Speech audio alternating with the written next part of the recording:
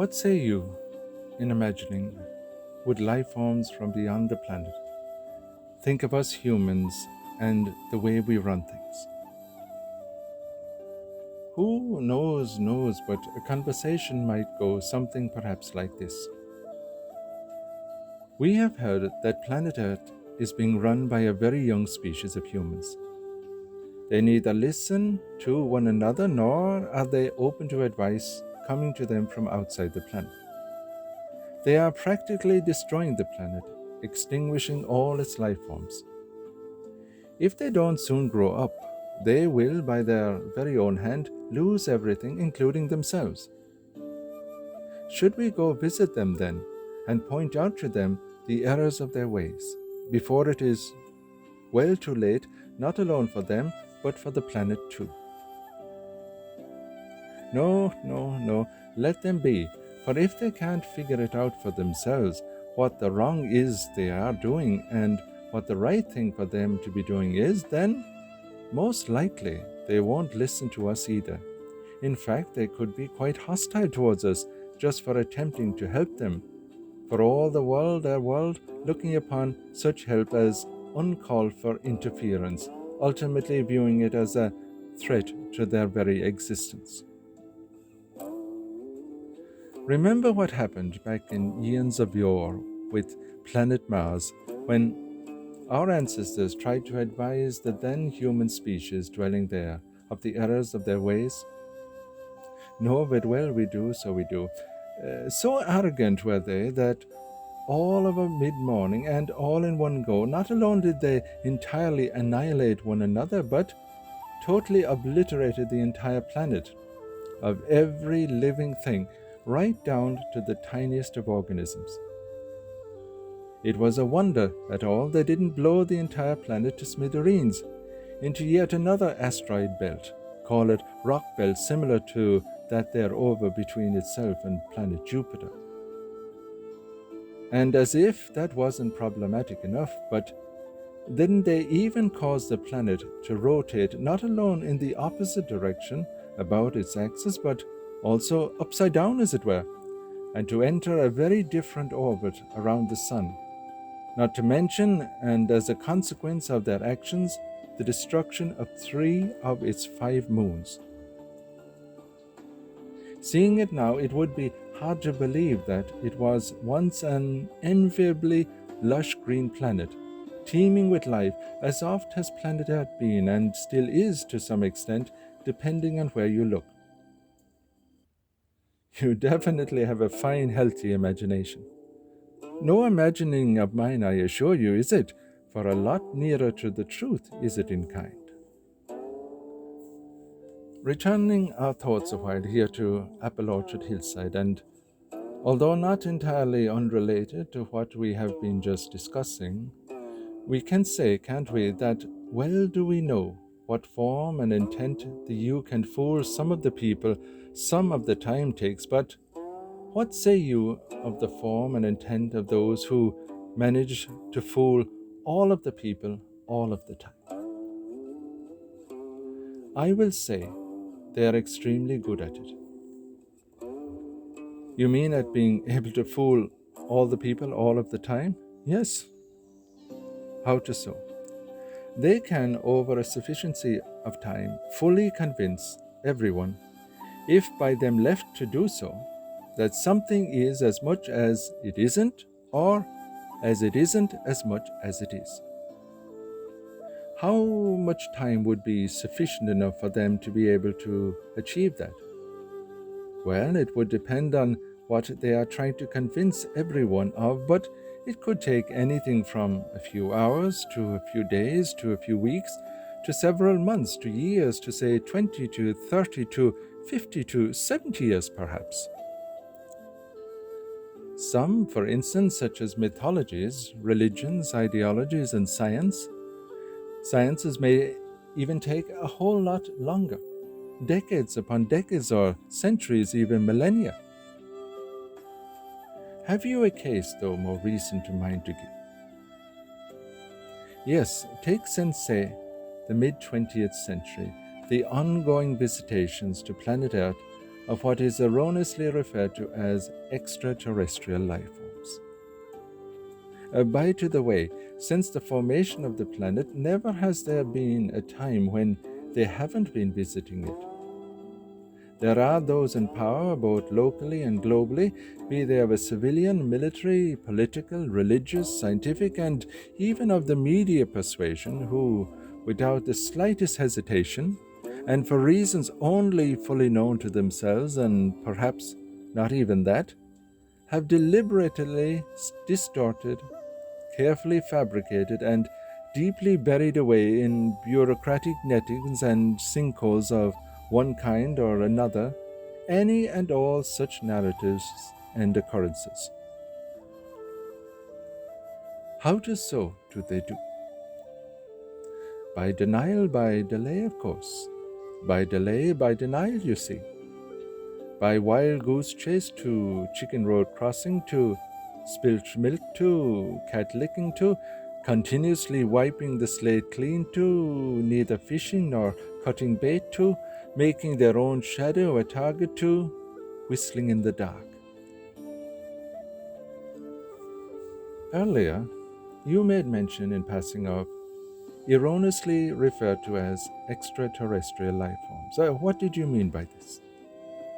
Non-terrestrial entities, entities not of planet Earth, and not alone not of planet Earth, but also not even of life itself as we know it. Extra life entities are they, living entities, though not of the category life.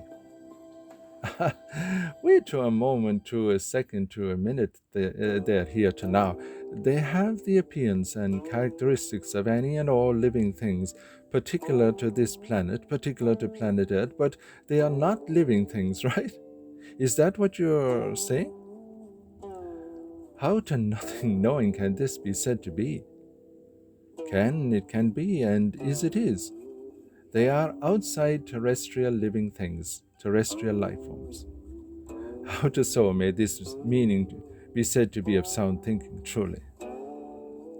They are entities of another category, a category other than life, that is to say, the category of what we call living things. But entity or no entity, if they have the characteristics of any living thing, like say unto ourselves, then we must surely go to saying they are life forms, mustn't we? What I am trying to get across is that to all intents, constructions, and purposes, they very much appear to be of the life forms category, but in actual fact, they are not. We have no words yet in any language, not even awkward compound words or phrases or borrowed words from several different languages or from ages of yore, do we have to cater for such a category, whatever that might be. We have never even entertained the idea that there could possibly be such entities, entities though giving the impression of being life forms, are not of the category we would know to be of life, to be of the living. If they are not, say, of the living category, could we make claim that they are of the dead category? To take it even to the extreme, could we refer to them as zombies of a kind, perhaps, or ghosts, angels, or even gods? No, we couldn't, for all that we have ever known has come to us from our knowledge of home sweet home, namely from planet Earth. As such, we have never even entertained the idea that there could be entities in the cosmos, and though having many of the characteristics of life forms, were not themselves life forms. That makes no sense to sense at all. We have as such simply no way of saying or describing exactly what they are, other than that they are in some way of the category of living beings like ourselves, like all things living on this planet, except they are not. They are beyond this planet's categories of being, of existence, and as such do not lend themselves in any way to our traditional hand-me-down terrestrial definitions. So, are you saying that we have been misnaming and miscategorizing these entities? Yes, that is precisely what I'm saying.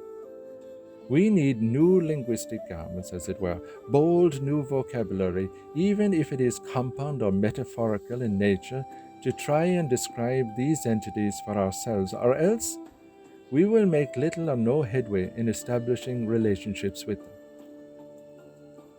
Maybe they don't need or don't want to have anything to do with us. They want to.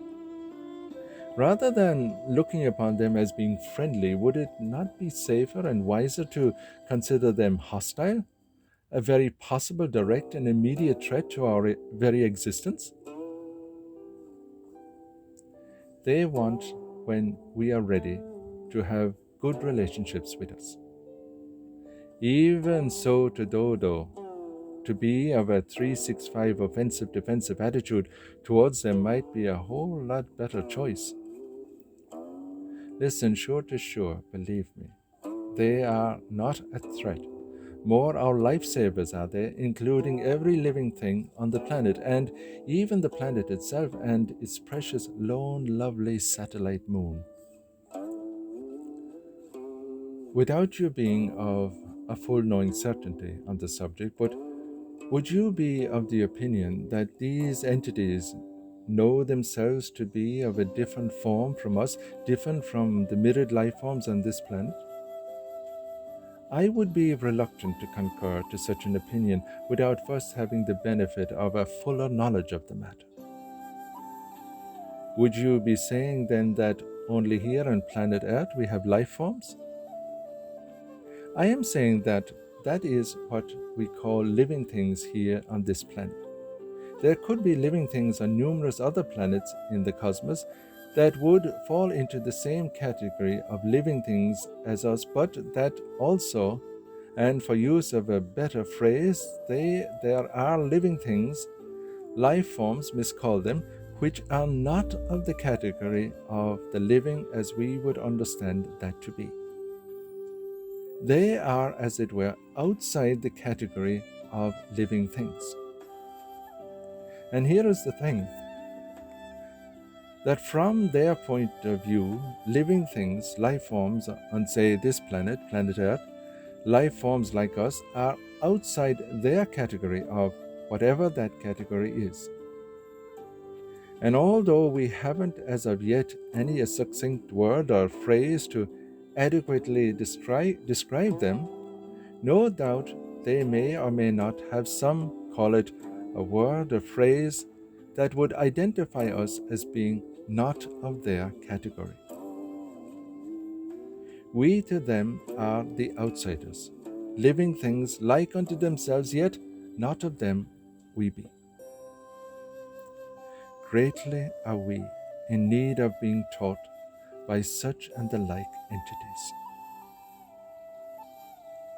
Oh, my mind truly I know to be a wondrous place, its ideas and their ways immensely fascinating.